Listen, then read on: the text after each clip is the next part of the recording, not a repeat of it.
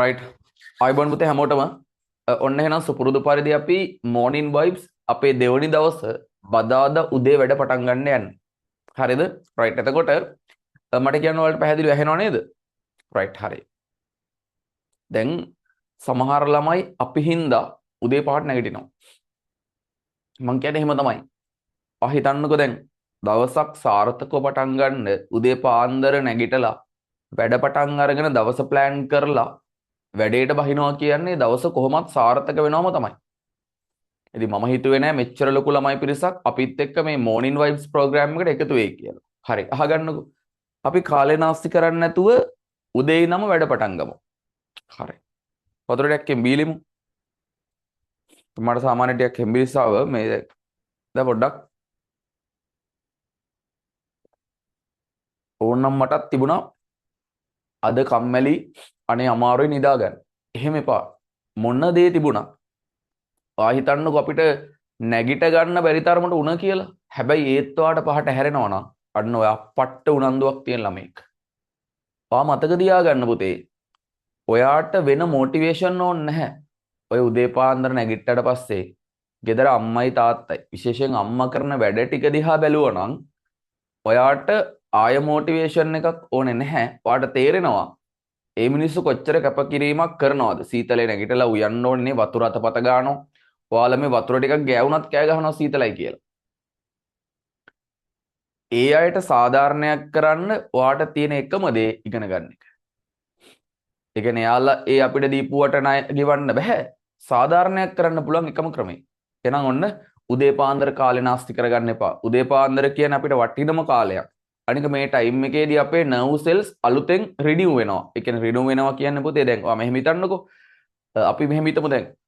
ගෙදරක් උදේ ඉඳන් හවස වෙනකම්ම ගෙදර හිටපුවාම ගෙදර හැඩි වෙනවනේ. ගෙදර හවස 5ට අම්මා ගෙදර අතු ගාලා ගෙදර ක්ලීන් කරනවනේ. ඊළඟ දවසේ උදේ රීෆ්‍රෙෂ් වෙලා තියෙන්නේ. අන්න ඒ වගේ නර්ව් සෛල දවස් 30ෙම වැඩ කරලා මේ ඒ වගේ අපද්‍රව්‍ය එකතු වෙනවා. ඒවා ලස්සනට ක්ලීන් වෙලා ඔය උදේ පාන්දර 4-5 ටයිම් එකේදී නිකන් අර අලුත් සෛලයක් වගේ තමයි ඉන්නේ. එහෙනම් මොනවා හරි අපි ඒ ටයිම් එකට වැඩක් කරද්දි විශේෂයෙන් පාඩම් කරනකොට ඒක නියමෙටම ඔලුවට යනවා. රයිට් ඒ හින්දා කට්ටිය කියනවා පාඩම් කරන්න වෙලාවක් නැහැ. ඕනේ වෙලාවක් පාඩම් කරන්න පුළුවන් උනන්දුව තියෙනවනම් එහෙම බෑ. සාමාන්‍යයෙන් මානව දේහය ගැන දල අවබෝධයක් කර තියෙන මිනිස්සෙක් දන්නවා අපි කොහොමද දේහයත් එක්ක ගනුදෙනු කරන්න ඕනේ කියලා. රයිට්. අපි වැඩේට එමු. පුතේ අද අපේ essay question practice class එක. essay. මේකෙදි මම ඔයාලට කියලා දෙනවා essay එකක් කියන්නේ මොකක්ද? essay එකකට ලකුණු ටික ගන්නෙ කොහොමද? essay එකක් එක පොයින්ට් එකක්වත් මගහැරව ගන්න නැතුව ලියන්නේ කොහොමද? කොහොමද මේකට ස්කෙච් එකක් හදාගන්නේ? හරි. දැන් ලංකාවේ ළමයිගේ හරිද? උදේ ඉඳන් රෑ වෙනකන් වැඩ කරනවා. දැන් ඔයාලා ඉන්නේ 12 වසරේ 13 වසරේ අවුරුදු 13ක පාසල් ජීවිතයේ හරි. ඔය හැම එකකම අවසාන ප්‍රතිඵලය පැය 5ක පේපර් එකකින් තීරණය වෙනවා කියද්දි. හරි. ඔය අවුරුදු 13ක් ඉස්කෝලේ ගිහිල්ලා විභාගයේ දවසේ මෙන්න මේ පැය 5 පේපර් එකට සාර්ථකව මුහුණ දෙන්න බැරි වුණොත් අන්න වාගේ ජීවිතය සම්පූර්ණයෙන් කන පිට හැරෙනවා. හැබැයි ඔය අවුරුදු 13ම මහා ලොකුවට වැඩ කරේ නැහැ. හැබැයි ඔයා මේ A level වල 12 13 වසරේදී හින්නට මහන්සිලා වැඩ කරා. අන්න ඒක ප්‍රතිඵලයක් විදිහට ඔය පැය 5 ඔයා සාර්ථකව ගත කරලා ඔයාගේ ජීවිතය වෙනස්ම විදිහකින් වෙනස් කරගන්න. මම හැම වෙලේම කියන්නේ සාමාන්‍යයෙන් අපි තේරුම් ගන්න ඕන දෙයක් තියෙනවා. අපිට ඔයාට මේ ලැබිලා තියෙන්නේ ජීවිතේ ටර්නින් පොයින්ට් එකක්. හරි. ඔයා මේ ඉගෙන ගන්න හැම කරුණක් ගානෙම ඔයා තමන්ගේ අනාගතේ සුරක්ෂිතතාව තහවුරු කරගන්න. ඒ හින්දා පුතේ මේ වැඩ කරන එක පැෂන් එකක් කරගන්න. තේරෙනවද? හුදකලාව තමන්ට වැඩ කරන්න වෙලාව තියෙන්න ඕනේ. උදේ පාන්දර නැගිටින්න ඔයාට කලින් දවසේ හෙන වැඩ ගොඩක් එක්ක නිදාගත්තොත් ඊළඟ දවසේ උදේ ඇහැරෙන්නේ නැහැ. ඔළුව කැමති නැහැ. ඇයි? දන්නවනේ ඊළඟ දවසේ වැඩ ගොඩක් තියෙනවා කියලා. පුළුවන් තරම් නිදා ගන්න පොළඹවනවා. හරි අහගන්න. පුතේ සාමාන්‍යයෙන් එසේ එකක්. ඔයා දන්නවා පේපර් එකේ part 2 එක. SEQ SA. හරි. එතකොට මෙන්න මේකට විභාගයේදී ලකුණු 400ක් හම්බෙනවා. මේකට 600ක් හම්බෙනවා. හරිද? සම්පූර්ණ පේපර් එකට ලකුණු 1000යිනේ. 18 බලලා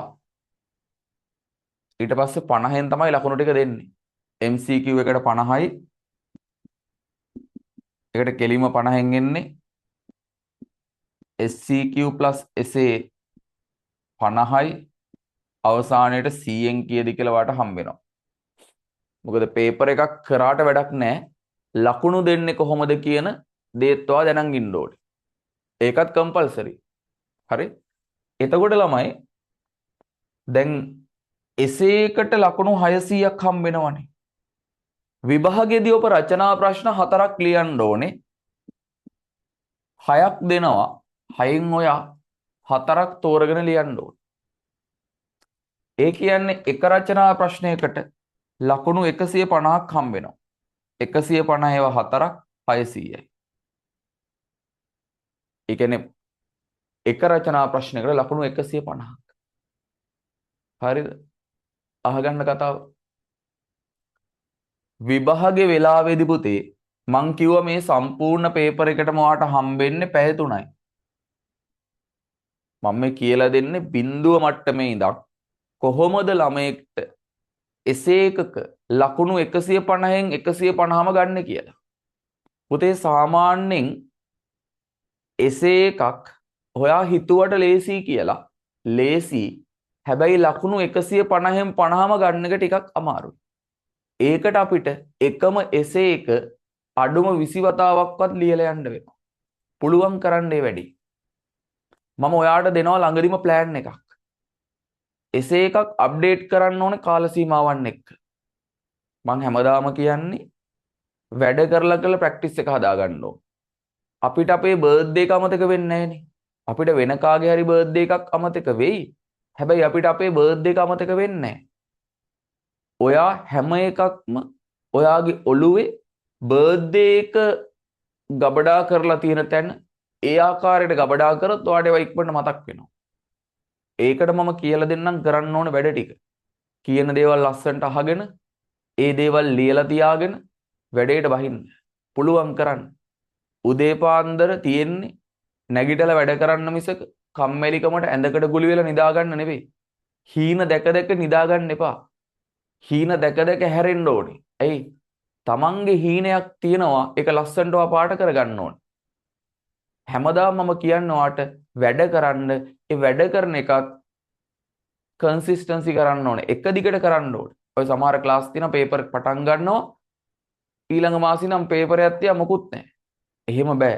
අපි ටයිම් එකක් ඇලොකේට් කරා නම් ඒ ටයිම් එකට රෙගියුලර් විදිහට වැඩේ යන්න ඕනේ. හරි අහගන්න පුතේ. එතකොට මං කිව්වා මේකට පැයයි මේකට පැය 2යි විභාගෙදී හම්බ වෙනවා. හරි. ඒ කියන්නේ ඔයාට රචනා ප්‍රශ්න 4ක් ලියන්න පැය 2ක් හම්බ වෙනවා. එකකට ලකුණු 150යි. 4ම ලියන්න පැය 2ක් හම්බ වෙනවා. එහෙනම් එක රචනා ප්‍රශ්නයකට කොච්චර වෙලාවක් හම්බ වෙනවද? මිනිත්තු 30ක් හම්බ වෙනවනේ. අන්න විනාඩි 30ක් ඇතුළත ඔයා එසේ එකක් ලියන්න ඕනේ. විභාගයේදී එසේ 4ක් ලියන්න ඕනේ. ලේසි නෑ. ලියන වේගය හදාගන්න වෙනවා ඔයාට. සමහර දරුවන්ගේ අකුරු වල අඩුපාඩු තියෙනවා. මං ඒව පවා හදනවා. එහෙම හදන්නව බැරි ළමයිනුත් ඉන්නවා. අකුරු වල අඩුපාඩු. අනිත් ඒවා නම් මං ගහලා හරි හදනවා. අකුරු වල අඩුපාඩු හදන්නම බැරි ළමයින්ට මම දෙන අවවාදය තමයි පුතේ අපි MCQ එක 45 පන්නලා ගහමු. ගොඩක් විට අකුරු කැතයි නම් හොයන්න බැයි නම් ඔය පේපර්ස් බලන්න එන්නෙත් පුතේ මිනිස්සුන්. විශේෂයෙන් ටිකක් වයසක ගුරුවරු පේපර් මාකින් එන සම්භාවිතාවය වැඩි. අර පේපර් මාකින් යන එක සුදුසුකමක් නෙමෙයි පුතා විභාගෙදී ඔයාට වාසියක් විදිහට. ඒගොල්ලෝ ඒ කරන්නේ ඩියුටි එකක්. පේපර්ස් බලන්න සල්ලි කියලා කට්ටිය ගෙන්න ගන්නවා. තේරෙනවද කතාව? දැන් සමහර ළමයි පේපර් මාකින් යන අය හොයාගෙන යනවනේ. FB පෝස්ට් වලත් දානවා. උත්තර පත්‍ර පරීක්ෂක. ඔයාගේ එක නෙවෙයිනේ බලන්නේ. ඒක නම් වැඩක්ම නැහැ. හරි. ඔයාගේ ප්‍රැක්ටිස් එකයි ඔයාලට තියෙන්න ඕනේ. හරි. එතකොට ඔයාගේ අකුරු ගොඩක්ම කැතයි නම් දැන් සමහර පේපර්ස් තියෙනවා බලනකොට අපිට තේරෙනවා අකුරු කැතයි කියන්නේ අකුරු නෙවෙයි ඒවා හකුරු. ඒවායි හදන්න බෑ. පිටපත් ලිවීම ලියලා හදන්න. දැන් මම නම් පිටපත් ලිවීමක් විදියට දෙන්නේ තවත් එසේ එකක්මයි. ඒවා හදන්න බෑ. ඒවා කරන්න තියෙන්නේ පුළුවන් තරම් MCQ එකේ ලකුණු ටික වැඩි කරගන්න එක. හරි. අහගන්න. ඒ කියන්නේ පුතා ඔයාට විභාගයේදී එක රචනා ප්‍රශ්නයකට පැය භාගයක් ලැබෙනවා. හැබැයි අපි පේපර් ක්ලාස් එකේදී ඔයාට එක රචනා ප්‍රශ්නයක් විනාඩි 20න් ලියන්න හුරු කරනවා. විනාඩි 20න්. හේතුව තමයි මේ වැඩිපුර විනාඩි 10ක් අපි තියාගන්නවා පේපර් එක වෙලාවේදී A level exam එකේදී ඒ එන පීඩනය ඊළඟට ඒ තියෙන වෙනස්කම් වලට ඒවට ලෑස්ති වෙන්න. නැතුව බෑ. ඔයා හිතනවා නම් අපි විනාඩි 30කට හුරු වෙලා ගියොත් පුතේ ටයිම් අනිවාර්යෙන්ම අඩු වෙනවා. මගේ පේපර් ක්ලාස් වෙන ළමයි දන්නවා මං කොහොමද ඒගොල්ලොන්ගේ ටයිම් මැනේජ්මන්ට් එක හදන්නේ. අන්න එහෙම කරාම තමයි වැඩේ ගොඩ යන්නේ. මම දෙන්නේ විභාගෙට දෙන MCQ කොලෙමයි. ගොඩක් ළමයි දාලා තිනවා කමෙන්ට් එකක් කර මං ඊයේ පේපර් ක්ලාස් පටන් ගන්න පෝස්ට් එක දැම්මා. සර් ඔය කොලේ තමයි අපේ විභාග බය නැති කරේ. ඕකමයි හම්බුනේ සර්. සර්ගේ නම නැති එක විතරයි වෙනසකට තිබුණේ. සමහර ළමයි කොටු කොලයක් දැකලා නැහැ හරියට නේ. ඒකයි මම කියන්නේ ස්ටෑන්ඩඩ් එකක් මේන්ටේන් කරා. ක්වොලිටි එකක් තියාගන්න ඕනේ. අපි නැති කාලෙක උනත් මෙයා මෙහෙම කරා කියලා මිනිස්සු කතා වෙන විදිහ. එහෙම බ්‍රෑන්ඩ් හදන එක ලේසි නෑ. Nike බ්‍රෑන්ඩ් එක මොන හරි ලොන්ච් කරොත් අපි දෙපාරක් හිතන්නේ ගන්නවනේ. Adidas ලගේ බ්‍රෑන්ඩ් එකක් ගන්න අපි දෙපාරක් හිතන්නේ නෑනේ. ඒ වගේ ලෝක ප්‍රසිද්ධ බ්‍රෑන්ඩ් වලට ඇයි අපි මෙච්චර ගරු කරන්නේ? ඔයා මෙහෙම හිතන්න. අපි හිතමු Toyota කම්පැනි එක වාහනයක් ලොන්ච් කරනවා. ඒකේ වටිනාකම කෝටි 10යි.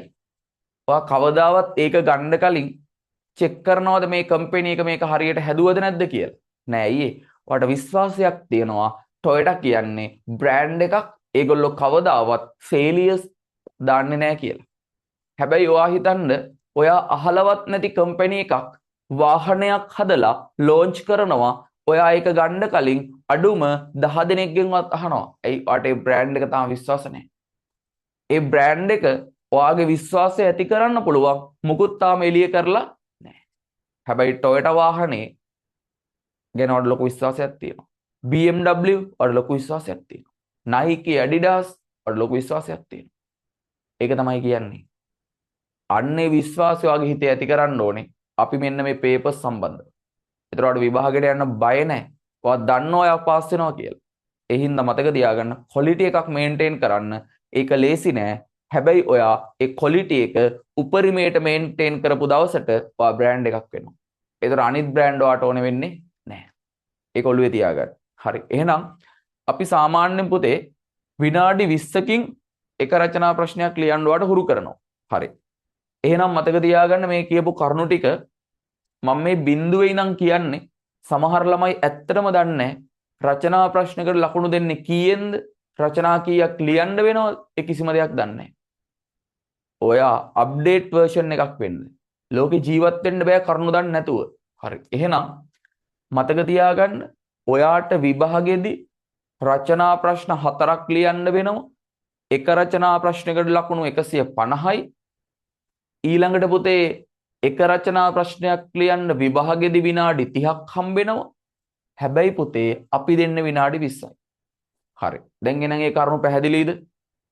chat එකට දාන්න clear කියලා. කරුණු පැහැදිලි නම් clear කියලා දාන්න. right නියමයි.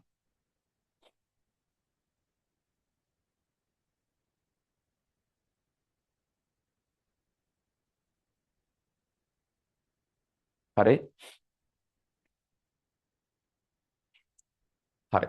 එතකොට ඊළඟට මම කියලා දෙන්නම් විනාඩි 20න් ලියන්න ඕන රචනා ප්‍රශ්නය කොහොමද අපි plan කරගන්නේ කියලා.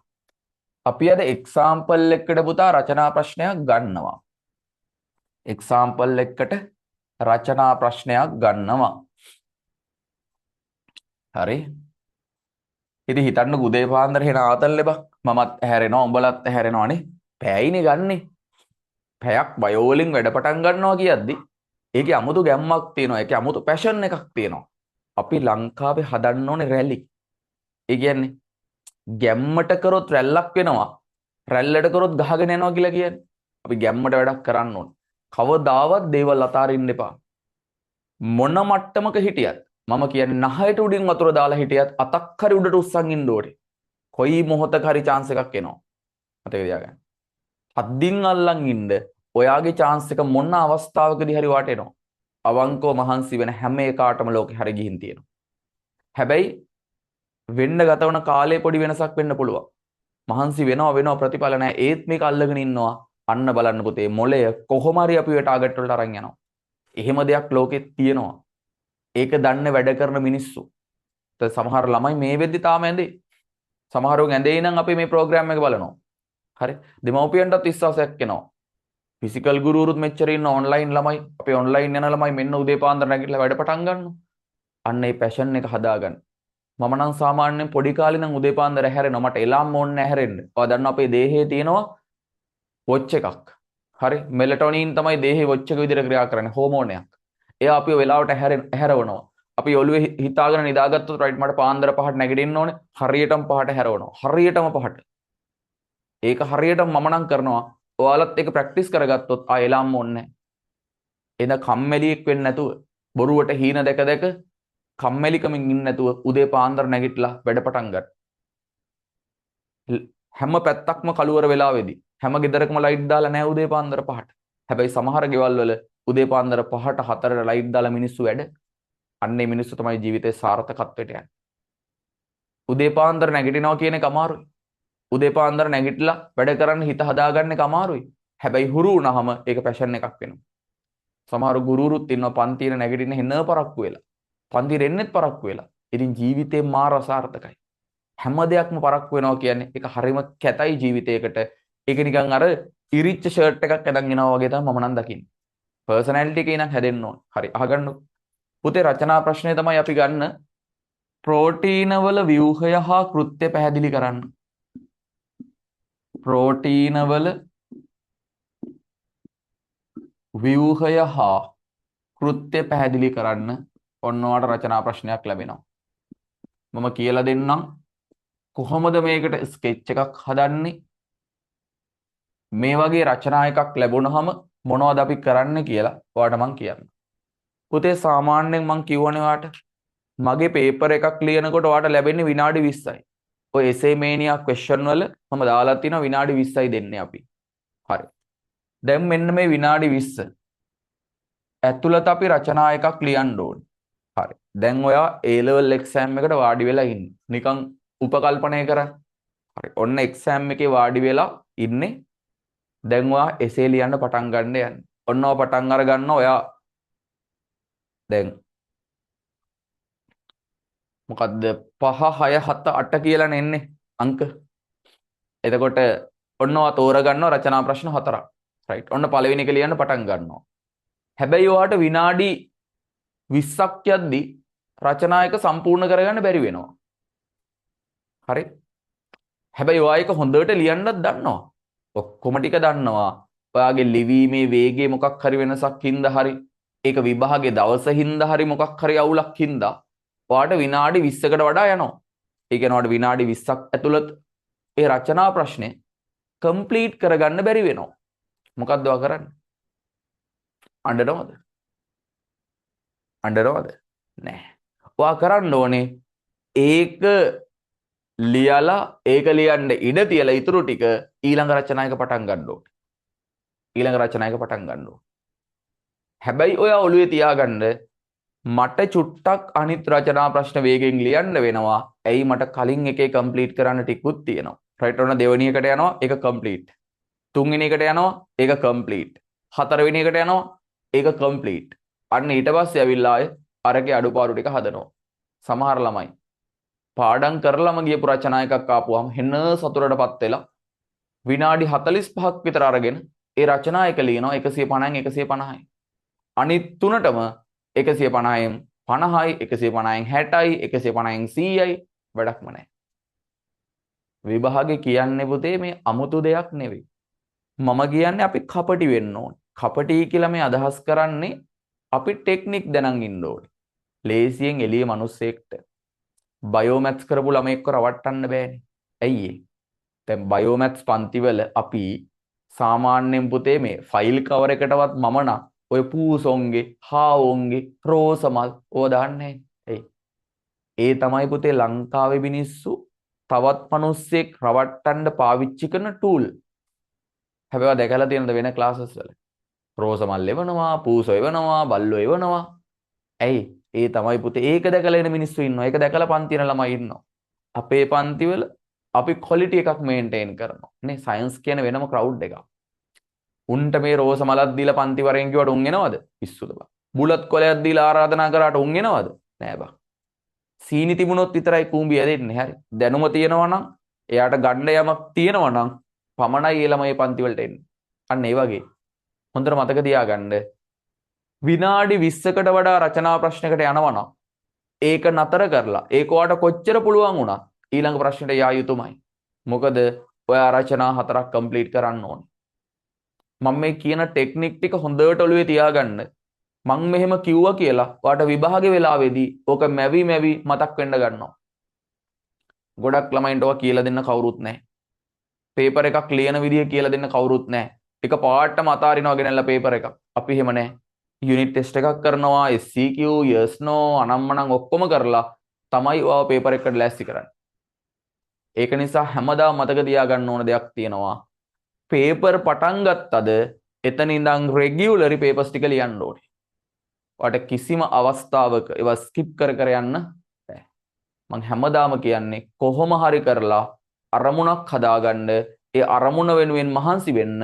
එතකොට ඔයාගේ ඉතුරු දේවල් ටික නිකම් මේක වටා නිර්මාණය වෙනවා.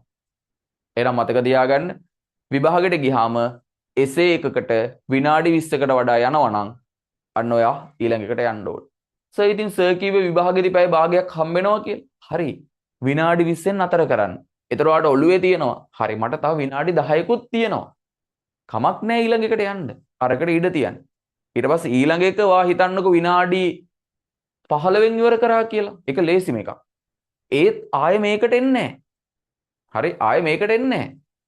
මොකද අපි ඉස්සරහට තිබ්බ අඩියක් ආයෙ පස්සට ගන්න එපා. ඒක හරි ඒක නිකන් අර සමහර තැන්වල ඉස්සරහට තිබ්බ අඩියක් පස්සට ගන්න වෙනවා. හැබැයි පේපර් එක වෙලාවේදී එහෙම කරන්න එපා. ඊට පස්සේ ඒ වැඩිපුර තියෙන විනාඩි කීපේ ඊළඟ ප්‍රශ්නෙට දෙන්න. ඔක්කොම ටික ඉවර කරලා එන්න ඔකට. හිතන්නකෝ තව ප්‍රශ්නයකට ඊට වඩා වැඩිපුර වෙලාව යනවා කියලා. ඒකත් නතර කරලා ඊළඟ එකට යන්න. ඒ ඔක්කොම ඉවර කරලා ඉතුරු වෙච්ච පිළිවෙලට වැට් ටික ආයෙ කම්ප්ලීට් කරගෙන යන්න. ඒක තමයි හොඳම දේ. කොච්චර පුළුවන් රචනා ප්‍රශ්නයක් තිබුණත් ඒක ඔයා හෙන ආසම එක වුණත් සමහරට මම කියපු එකම එනවා. එහෙම ආවත් ඔයා ඔය මම කියපු ටෙක්නික් ටික පාවිච්චි කරන්න ඕන. විභාගය කියන්නේ පුතේ මේ තියරි කරලා ප්‍රශ්න කරලා එහෙම යන එකක්මත්ම නෙවෙයි. ඒකට ටෙක්නික් තියෙන්න ඕනේ. මම විශ්වාස කරන්නේ ළමෙක් අවසානයේට ගුරුවරයාගෙන් ගන්නේ ඒ ගුරුවරයා ගාව තියෙන ටෙක්නික් ටික. දැන් මගේ පන්ති යන ළමයි ලස්සන රූප ටික අඳිනවා, ෂෝට් නෝට් හදනවා, පේපර්ස් කරනවා, අමාරු ඒවා කරනවා, තියරි ටික ලස්සන පාඩම් කරනවා. උන්ගේ ක්වොලිටි එකක් තියෙනවා. උන් අඳින පළඳින විදිය පවා අමුතු පර්සනැලිටි එකක් හැදිලා තියෙනවා. ඒ අපෙන් ගන්න දේවල්. හරිද? අර ගහේ කට උල් කරන්න ඕනේ නැහැ කියනවා වගේ අර ඒ අපේ විදියට තමයි ක්‍රවුඩ් එක නිර්මාණය වෙන්නේ. නරක ළමෙක් ආවත් අපේ ඒ ක්‍රවුඩ් එකේ ක්වොලිටි එකට එයා හැදෙනවා ටික ටික. හැබැයි සමහර ක්ලාසස් ගත්තාම හරියට ටියුට් එකක් නැහැ, ටියුට් එක හරියට කට් කරලා නැහැ, ඒ ටියුට් එකේ පිළිවෙලක් නැහැ. Google එකේදී පින්තූර ඔක්කොම බලලා ටියුට් එක හදලා තියෙන්නේ. බලන්න අප්‍රසන්නයි. එතකොට එපා වෙනවා. හරි? අහගන්නකො. එහෙනම් දැන් ඔන්න පළවෙනි ටෙක්නික් එක කියලා දුන්නා. විනාඩි 20කට වඩා වැඩිපුර යනවා නම් ඊළඟට යන්න ඕනේ. හරි. ඊළඟට අපි ප්‍රශ්නේ ප්ලෑන් කරගමු විනාඩි 20ක් ඇතුළත මොනවද ලියන්නේ කියලා. පුතේ සාමාන්‍යයෙන් එසේ 6ක් තියෙනවනේ. 6ම කියවන්න. කියවලා ඔයාට හිතෙනවනේ මට මේ 4 කරන්න පුළුවන් කියලා. ඒ කරන 4ට හරි දාගෙන ඉන්න. මොකද්ද කරන්න ඕනේ? එසේ කියවද්දි හොඳට කියවන්න ඕනේ. සාමාන්‍ය ව්‍යුහගත රචනා එක කියවන්න කලින් එසේ ප්‍රශ්න ටික කියවලා මොනවද කරන්න කියලා ඔළුවට දාගෙන තමයි SCQ එක ලියන්න පටන් ගන්න. ඒක ලියන අතර ඔයා ටික ටික ඒ අදාළ පොයින්ට් ටික මතක් කරගන්න ඕනේ. හරිද? රයිට්. සාමාන්‍යයෙන් ළමයි මේ විනාඩි 5න් විනාඩි 20න් විනාඩි 5ක් වෙන් කරන්න ලියන ප්ලෑන් එක හදාගන්න. ඒතර ඔයාට හම්බෙන්නේ විනාඩි 15යි ලියන්න. අපරාධනේ ඉතින් ওই විනාඩි 20ම ලිව්වනම් ඉවරයි. එහෙම ලියන්න. හැබැයි ඔයා ඕනනම් ලියලා බලන්න අනිවාර්යෙන් 150න් ලකුණු 100ක්වත් ගන්න බෑ. ප්ලෑන් කරන්න නැතුව රචනා එකක් ලිව්වොත් 150න් ලකුණු 100ක්වත් ඔබට ගත නොහැක. හරි?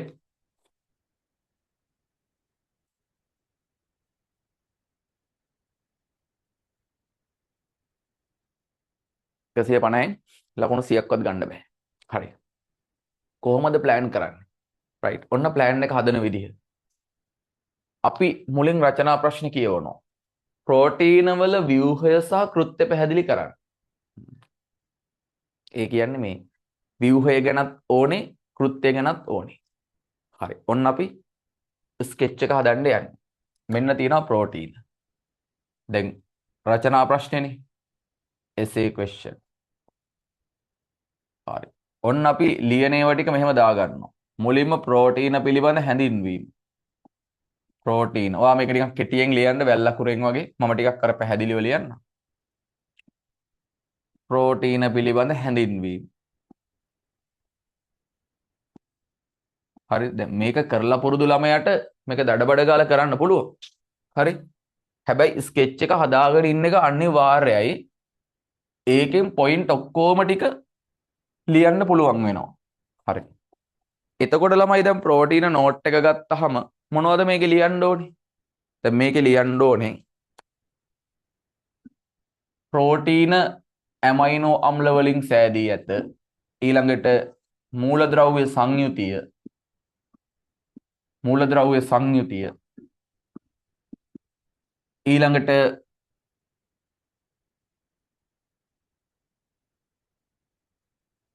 ඔය පෙප්ටයිඩ බන්ධනයක් හැදෙන විදිහ. ඔන්න ඔය වගේ මෙතන ලක්ෂණ වලට 10ක් විතර ලියන්න සෙට් වෙයි. ප්‍රෝටීන පිළිබඳ හැඳින්වීමේදී මම මාකින් එකක් දාන්නම්. ඔයාලට ඉස්සරහට දැන් රචනාවල ඒතරවට එක තේරුම් ගන්න පුළුවන්. හරි. එතකොට ඔයා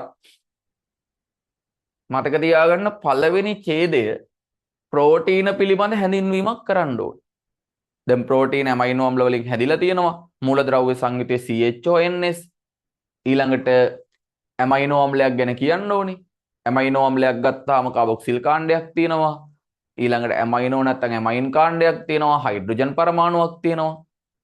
ඔන්න ඔය බේසික් ටික පළවෙනි ඡේදය ඇතුළත කියන්න ඕනේ.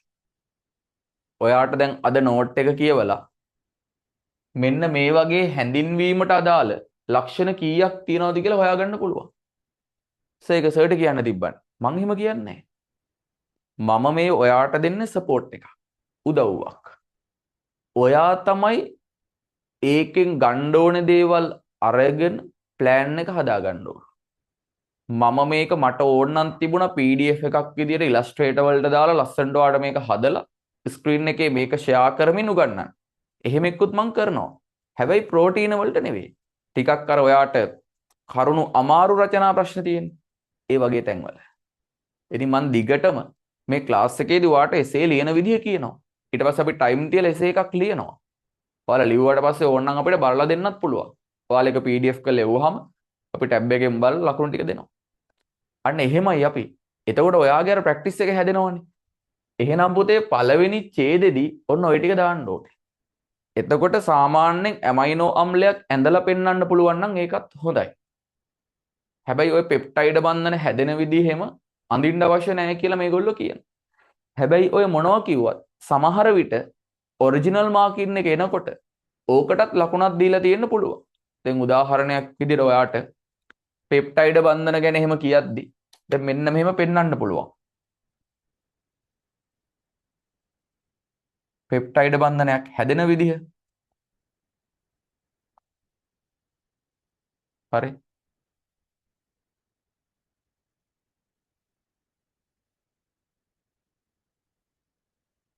ඔන්න ඔහොම මේක පෙප්ටයිඩ් බන්ධනය කියලා නම් කරලා ලස්සනට පෙන්වන්න පුළුවන්.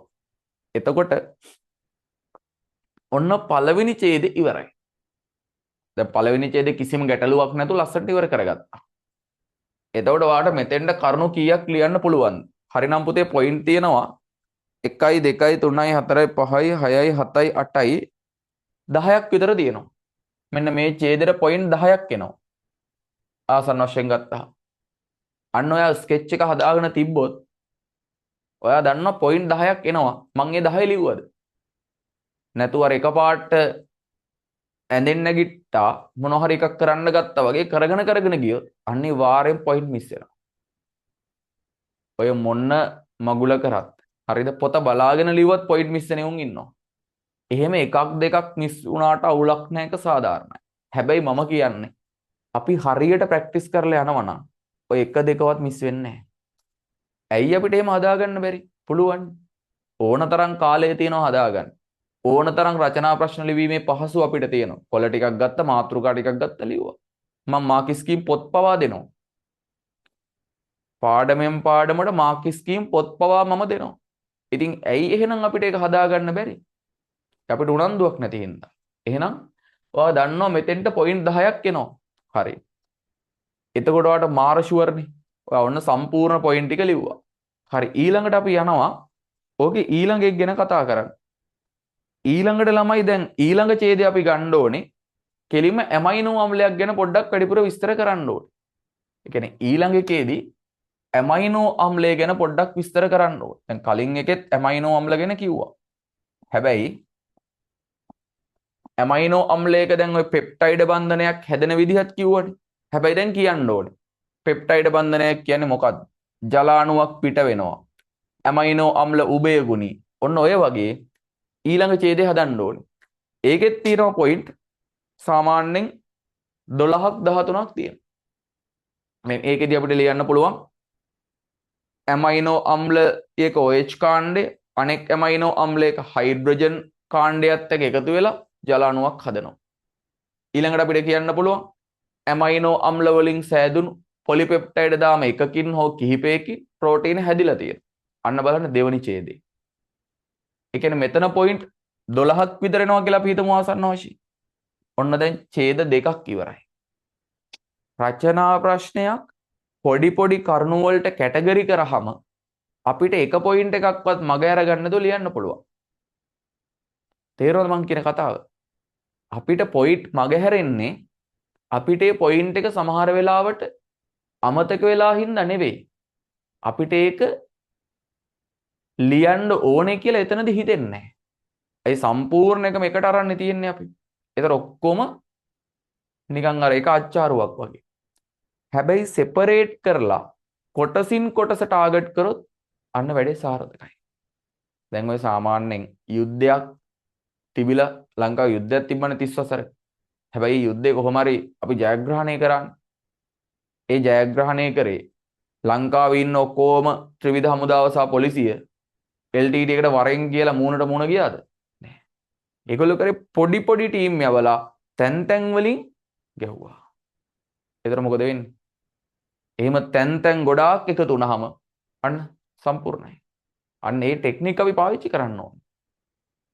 එතකොට අපි රචනා ප්‍රශ්නය පොඩි පොඩි කෑලි වලට කඩාගත්තාම එක පොයින්ට් එකක්වත් පුතේ අඩු වෙන්නේ නැතුව ලියන්න පුළුවන්. හරි. ඊළඟ ඡේදෙදී අපි යනවා ප්‍රෝටීන වල ව්‍යුහ මට්ටම් ගැන පැහැදිලි කරන්න. ප්‍රෝටීන වල ව්‍යුහ මට්ටම්. අන්න ළමයි මේකෙත් අපිට පොයින්ට් සාමාන්‍යයෙන් ගන්න පුළුවන් ආසන්න වශයෙන් පොයින්ට් 20ක් විතර ගන්න පුළුවන් ආසන්න වශයෙන්. මම මේවා හරියටම දාලා ඔයාට ස්කෙච් එකක් හදලා දෙන්නම්. දැන් මම ඉස්සරහට හිතන් ඉන්නවා හැම රචනා ප්‍රශ්නයකටම ඔය වගේ හදන්න. ඔයාට වෙනම නෝට් එකක් වගේ. රචනා ප්‍රශ්නයක ස්කෙච් එක. එතකොට ඔයාට විභාගයට යනකොට හරි ලේසියි. විභාගයට යන්න මාසෙකට කලින් මගේ ස්කෙච් පොත අරන් බැලුවා නම් අන්න රචනා ලියන්න ඕන විදිහ තියෙනවා. මම අන්න එහෙම එකක් දැන් මේ දවස්වල ප්ලෑන් කරනවා. අපි අලුත් දේවල් හැමදාම කරන්න එපේ. හරි.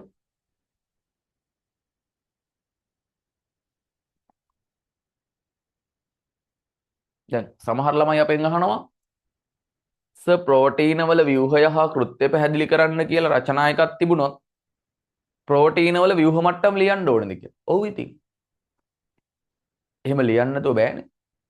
ප්‍රෝටීන ගැනනේ ඒකෙනුත් කියවෙත්. හරිද? හැබැයි සමහර වෙලාවට ඔයා හිතන්නකෝ අර ෂෝට් නෝට් ලියන්න අහනවනේ. බොහෝ විට 6 වෙනි එක කෙටි සටහන් ලියන්න. ඒ කියන්නේ අර සම්පූර්ණ රචනා එකක් දෙන්න බැරි අවස්ථාවක පොඩි පොඩි කෑලි 3ක් දෙනවා. කෙටි සටහන් සාමාන්‍යයෙන් 3ක් ලියන්න දෙනවා. ලකුණු 150න් තමයි ඒ තුනටත් හම්බෙන්නේ. එතකොට ප්‍රෝටීන වල ව්‍යුහ මට්ටම් ගැන විතරක් අහනකොට ඒ ටික විතරක් ලියන්න. එතකොට මේ කිසිම දෙයක් ඕනේ නැහැ. ප්‍රෝටීන පිළිබඳ හැඳින්වීම, ඇමයිනෝ අම්ල එමුකුත් ඕනේ නැහැ. ව්‍යුහ මට්ටම් ටික ලිව්වනම් හොඳටම ඇති. දැන් මේ සම්පූර්ණ රචනා එකේ අපි ඔන්න ප්‍රෝටීන වල ව්‍යුහ මට්ටම් ටික ලියනවා. එහෙනම් ඒ ඡේදෙත් කම්ප්ලීට්. දැන් ඡේද 3ක් හරි. හරි. ඊට පස්සේ ඔය තියෙන රූපණම්මනම් මොකුත් අනින්න එපා. ඊළඟට ළමයි ප්‍රෝටීන වල දුස්සභාවීකරණයත් ලියන්න ඕනේ මේකට. ප්‍රෝටීන වල දුස්සභාවීකරණය. ඇයි ප්‍රෝටීනනේ තියෙන්නේ? ඔයාලට නෝට් එකක් තියෙනවනේ ඒකට. ප්‍රෝටීන වල දුස්සභාවීකරණය.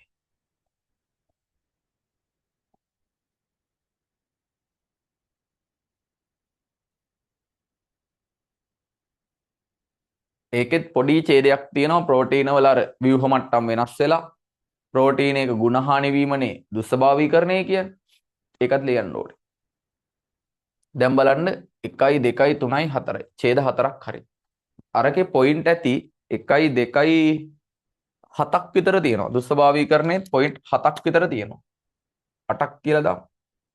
ඒකෙත් පොයින්ට් 8ක් විතර තියෙනවා. 8ක් විතර තියෙනවා. හැබැයි දැන් ඔයා හරිම ක්‍රමයට හදාගත්තාම දන්නවා එතන පොයින්ට් 8ක් හරියටම තියෙනවා කියලා. අන්න එහෙනම් දැන් ඔයා මේ වෙද්දි 1 2 3 ඡේද 4ක් සම්පූර්ණ කරන් තියෙනවා රචනා ප්‍රශ්නේ. හරිද කතාව? තාම වැඩේ ඉවර නැහැ. එතකොට ප්‍රෝටීන වල ව්‍යුහයට අදාළ ටික ඉවරයි. හැබැයි මේ අහලා තියෙන්නේ ප්‍රෝටීන වල ව්‍යුහය පැහැදිලි කරන්න කියලා විතරක් නෙවෙයිනේ. හැයි ඊළඟට කෘත්‍ය පැහැදිලි කරන්නත් එපේ. ඇත්තට මේක හොඳ ප්‍රශ්නයක්. දැන් ඔයාට මෙහෙම රචනා එකක් කරද්දි ඔයාටම තේරෙනවා අඩේ රචනා ලියන එක අමාරු නෑනේ. රචනා ලියන එක ප්ලෑන් කරගත්තා නම් මාර ලේසියිනේ. ඔව්. අපිට ගොඩක් දේවල් මේ අමාරු වෙලා තියෙන්නේ අපි ප්ලෑන් කරන්නේ. අපිට තියෙන පුදුම හදිස්සියක්. එක්ක අපිට සිලබස් එක කවර් කරගන්න පුදුම හදිස්සියක් තියෙනවා. අපිට ගෙදර හිටියොත් පන්ති යන්න හදිස්සි. පන්ති ගියොත් ගෙදර එන්න හදිස්සි. ගෙදරින් නෑදෑ ගෙදරක යන්න තියෙනවා කියලා හිතෙද්දි නෑදෑ ගෙදර යන්න පුදුම හදිස්සියක් තියෙන ගෙදර ඉඳන්. නෑදෑ ගෙදර ගියාට පස්සේ ආයේ ගෙදර එන්න පුදුම හදිස්සියක් තියෙන. මන් දන්නේ අපේ මිනිස්සුන්ට මේ කරන්න තියෙනේව පිළිබඳ පුදුම හදිස්සියක් තියෙන. හැබැයි සමහරු ඉන්නවා එහෙම කලබලකාරී ගතියක් නැහැ. ෂේප් එකේ තමන්ගේ පාඩුවේ පැටික් කරගෙන යනවා. මම කියන්නේ එහෙම වෙන්න. අනිත් අය එළියේ කෑ ගැහුවට දැඟලුවට ඔයා කරන්න ඕනේ ඔයාගේ පාඩුවේ වැටික් කරන එක. තේරුණාද මම මේ කියන කතාව? හරි. එතකොට ඔයා එහෙනම් පුතා රචනා ප්‍රශ්නේ දැන් ඡේද 4ක් සම්පූර්ණ කරන් තියෙනවා. ඊළඟට අපි එනවා ප්‍රෝටීන වල කෘත්‍යයන්ට අදාළ කොටස. එහෙනම් අන්තිම ඡේදය අපේ ප්‍රෝටීන වල කෘත්‍ය. දැන් ඔයාට මතක් වෙනවා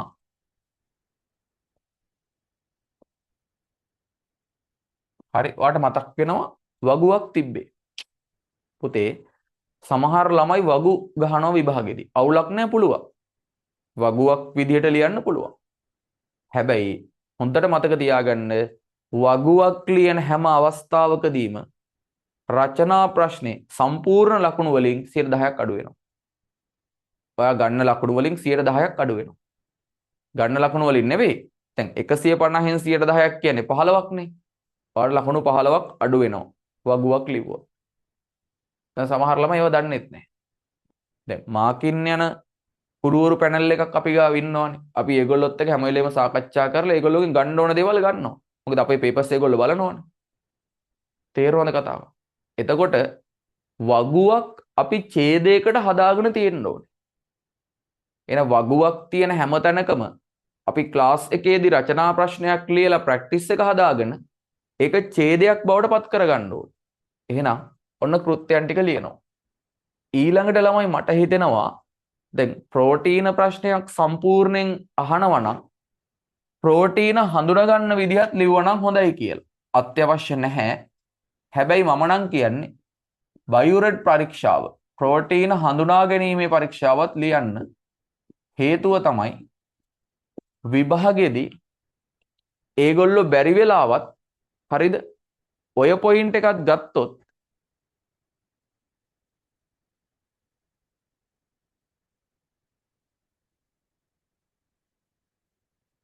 හරිද ඒගොල්ලෝ බැරි වෙලාවත් ඔය පොයින්ට් එකක් ගත්තොත් අපරාධ නැතෙන්නේ ලකුණු ටික. දැන් බලන්න රචනා ප්‍රශ්නේ ඡේද 6යි ඡේද 6ක් ඇතුලේ ඔයා මේ සම්පූර්ණ එක ලියලා තියෙනවා. අද මම මේවාට කියලා දෙන්නේ රචනා ප්‍රශ්නයක ස්කෙච් එක හදාගන්න දල විදිහ. හැබැයි මම පට්ටම ඇකියුරසි එකක් තව ඉස්සරහා ක්ලාසස් වලදී කියලා දෙනවා. ඒ කියන්නේ මෙන්න මේ අනුමාත්‍රිකා වලට අදාළව අපි මේවා ආයෙ බෙදා ගන්නවා. මෙතන පොයින්ට් 10යි නම් ඒ 10ට අදාළ වචන ටික දා ගන්නවා. මෙතන පොයින්ට් 12යි නම් ඒකට අදාළ එක වචනේ දාගෙන යනවා. ඒකෙන් තමයි මතක් කරගන්නේ. පෙප්ටයිඩ් බන්ධනය. ඊළඟට ජලාණුවක් පිට කිරීම. ඔන්න ඔහොම. මේකේ තියෙනවා අමුතු ටෙක්නික් ටික. හරිද? ඒ ටෙක්නික් ටික ඔයා ප්‍රැක්ටිස් එකක් විදියට හදා ගන්න ඕන. රචනා ප්‍රශ්න කියන්නේ ඇත්තම කතාව පුතේ කලාවක්. ඒකට හුරු වෙච්ච ළමයා ඒක ආසාවෙන් කරන්න පුරුදු වෙච්ච ළමයාට ඒක නිකන් වෙන ආභරණයක්. ඌ හැමදාම රචනා කරනවා. මෙන්න මේ වගේ ස්කෙච් එක හදා ගන්න ඕනේ. මං චූටි වෙලාවක් දෙන්නම්. පොඩ්ඩක් ඔය ස්කෙච් එක ලියා ගන්නකො.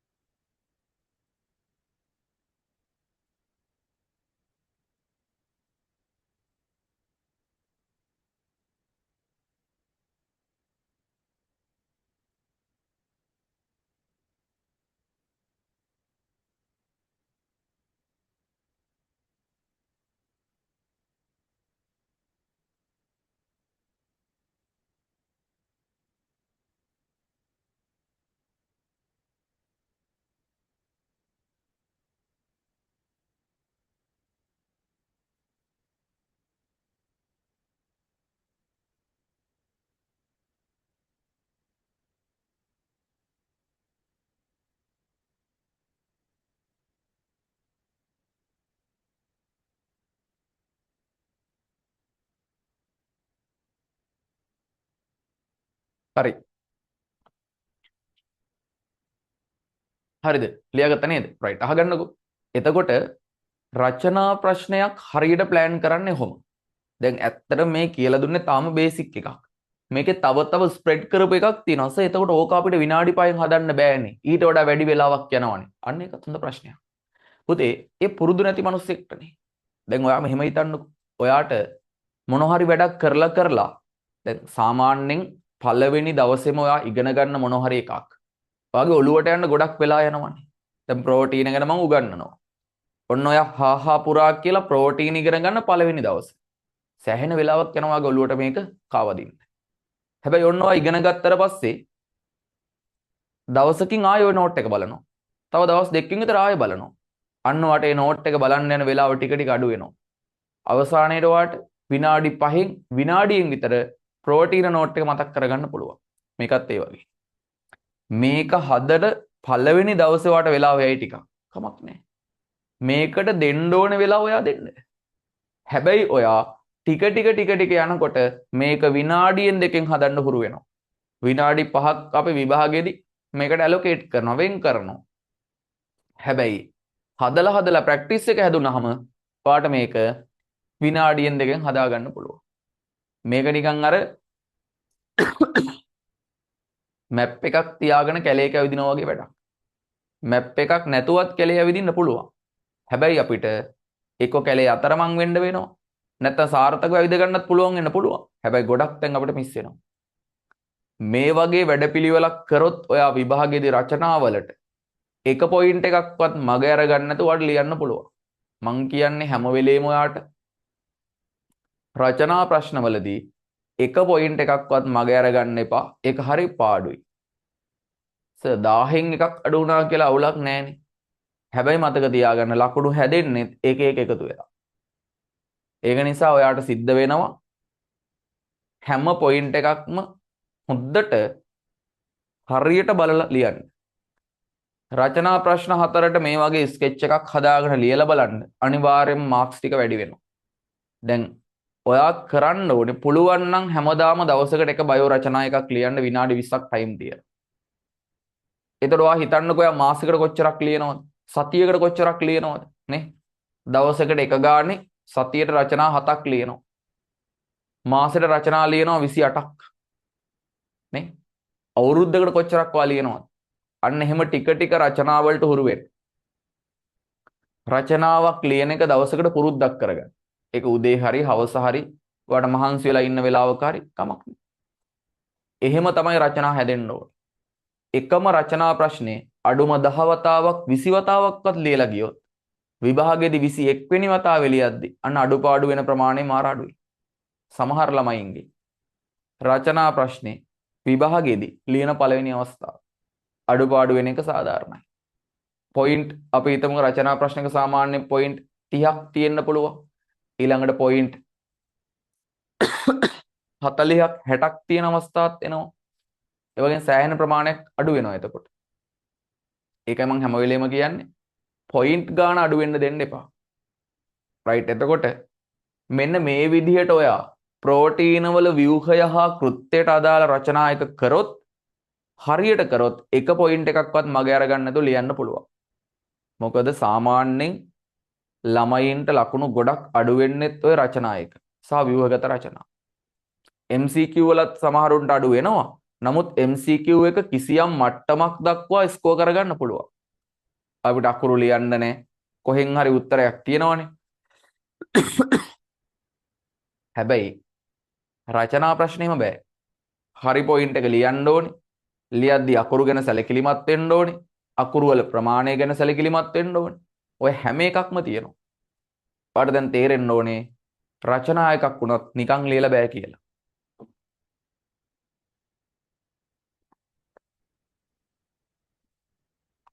හරි. එහෙනම් ඔන්න අද අපි මං හිතන්නේ වාට රචනා ගැන හොඳ අවබෝධයක් ලැබුණා. සමහර විට මේ ගත්ත දැනුමත් එක්ක ඔයා ඉස්සරහට රචනා ලියන එක හොඳට හදාගනි. ඒතර අපි ඔන්න අපේ ඩියුටි එක කරනවා. දැන් ඊළඟ දවසේ ගන්න රචනා එකේ මම ඔයාට කියලා දෙනවා මෙන්න මේ ස්කෙච් එකේ තව තව දේවල් හදන්නේ කොහොමද. මේ රචනා එක නෙවෙයි ගන්න වෙන එකක් අපි ගමු. දැන් ඔයා අද කරන්න ඕනේ ප්‍රෝටීන වල ව්‍යුහය හා කෘත්‍යයට අදාළ රචනායක පුළුවන් නම් ලියන්න. ලියලා ඔයාට ඕන නම් අපේ මාකි ස්කීම් එක ඉල්ල ගන්න. අපිට මැසේජ් එකක් දාන්න. මාකි ස්කීම් එකත් අපි දෙන්නම්. ඒව අපිට ගැටලු නෙවෙයි. අපි ළමයි වෙනුවෙන් කරන්න පුළුවන් හැම දෙයක්ම කරනවා. අපිට ඕනේ කොහොම හරි කමක් නැහැ. ඔයාලගේ රිසල්ට් එක උපරිම ලෙවල් එකට ගේන්න. හරි. එහෙනම් අපි ඊළඟ දවසේ මොකක්ද කරන්නේ? සෙනසුරාදා. සෙනසුරාදා අපි තියරි පාර්ට් එකක් ඉක්මනට මතක් කරලා ඒකට අදාළව ප්‍රශ්න කරනවා. ඉතින් මම හිතුවා ප්‍රභා සංශ්ලේෂණයේ ආලෝක ප්‍රතික්‍රියාව මතක් කරන්න ඕනේ කියලා. ඉතින් ඔයාට ප්‍රභා සංශ්ලේෂණයේ ආලෝක ප්‍රතික්‍රියාව අවුල් නම් ඒක බලන් ඉන්න එපා. මං ආලෝක ප්‍රතික්‍රියාව උගන්වනවා පැය භාගයක් ඇතුළත. ඉතුරු පැය භාගය අපි MCQ ටිකක් කරලා ඒක ප්‍රැක්ටිස් කරමු. එහෙනම් ප්‍රභා සංශ්ලේෂණයේ ආලෝක ප්‍රතික්‍රියාව අපි ලස්සනට සෙනසුරාදා උදේ පාන්දර 5 ඉඳන් 6 වෙද්දි කවර් කරගන්නවා. මම ඔය කොටසින් කොටස කවර් කරන ඒවා ගොඩාක් එකතු වුණාම අවසානයේට ඔයාට විභාගෙදි එක මාර chance එකක් වෙයි. right එහෙනම් අපේ වැඩ අද ඉවරයි. ඔන්න දවස ලස්සනට අපි ආරම්භ කරා. සාර්ථක වැට්ටික් කරගෙන ගියා. අපිට ක්‍රමානුකූල බවක් තියෙනවා. පදනමක් තියෙනවා. ඒත් එක්ක දවස ලස්සනට ගත කරන්න පුළුවන්. එහෙනම් ඔයාට හොඳ එනර්ජි එකක් මේක. ඔයා ලස්සනට වැට්ටික් කරගන්න, මහන්සියල වැට්ටික් කරගන්න. ඔයාට පුළුවන් හැම වෙලේම පොසිටිව් විදියට හිතන්න. උදේ පාන්දර නැගිටලා වැඩ පටන් ගන්න. ඒක මාර ලස්සනයි ජීවිතේට. තේරුණාද? දැන් එතකොට අද හැම ළමෙක්ම උදේ පාන්දර මේ SCQ එක මේ essay එකක් ලියන්නේ කොහොමද කියලා හරියට ඉගෙන ගත්තා. right මේක තව ස්ටෙප් යනවා අපි. ඒ දේවල් ලස්සනට කියලා දෙන්න. ඒ අවශ්‍ය කරුණු ටික අරගෙන ඔයා කොහොම හරි රචනා ප්‍රශ්න 4 ලකුණු 600න් 600ම ගන්න ලියන්න. එම ගන්න ළමයි ඉන්නවා. පුළුවන් ගන්න. බැරි නෑ. කවුරු හරි කියනවා නම් අනේ එහෙම ඕනේ නැහැ කියලා මතක තියාගන්න. එක ලකුණක්වත් විභාගෙදී අපි නැති කරගන්න හොඳ නැහැ. right එහෙනම් හැමෝටම අද දවස සාර්ථක වෙන්න කියලා සුබ වතනවා. මහන්සියලා වැඩ කරන්න. එහෙනම් අපි සෙනසුරාදා හම්බෙමු ආලෝක ප්‍රතික්‍රියාවත් එක්ක. right එහෙනම් හැමෝටම ආයිබෝවන් පරිස්සමෙන් ඉන්න. පුළුවන් නම් අද දවස ගැන අද අපි කරපු දේවල් ගැන කමෙන්ට් එකක් අපිට WhatsApp හරහා දාන්න. ඒක අනිත් අයට ලොකු ඉන්ස්පයර් එකක් වෙනවා. තව ළමයෙක්ට ඒක මොටිවේෂන් එකක් වෙනවා. right එහෙනම් හැමෝටම ආයිබෝවන්. අපි ඊළඟ දවසේ හම්බෙමු.